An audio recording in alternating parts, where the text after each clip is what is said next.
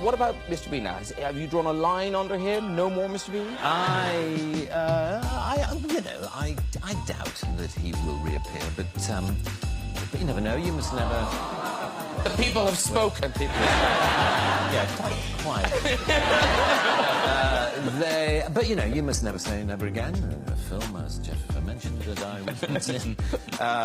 So you must never say never. But, there does come a point when you feel as though you've done most of what you want to do with it. So. And because it's not based on language, because it's so physical, Mr. Bean, presumably it's popular everywhere.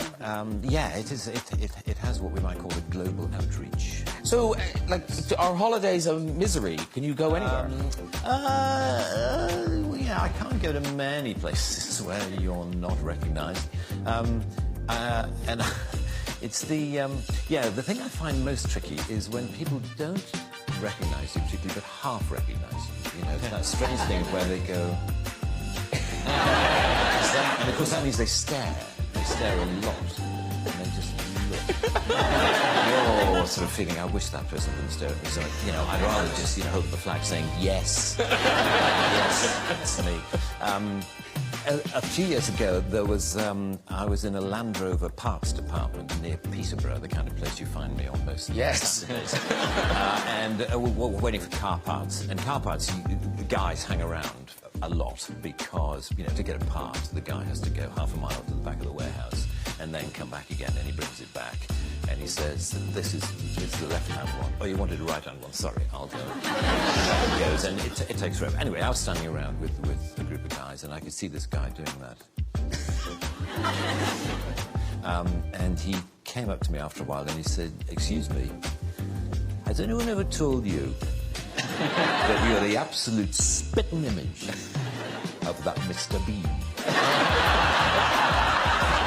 And I said, well, actually, I am the actor who plays Mr. Bean.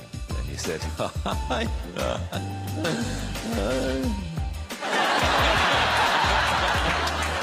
I bet you wish you were.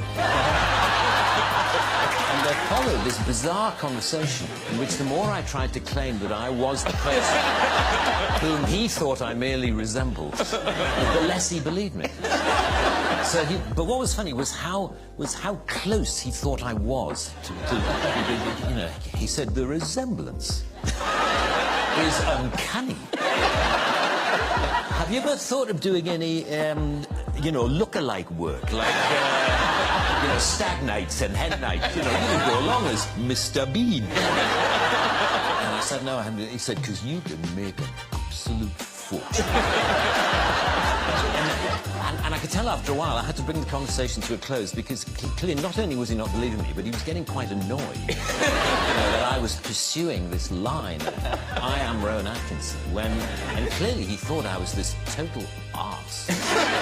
Just as I happen to look a bit like Mr. Bean, goes around the country actually claiming to be Mr. Bean. What a twat.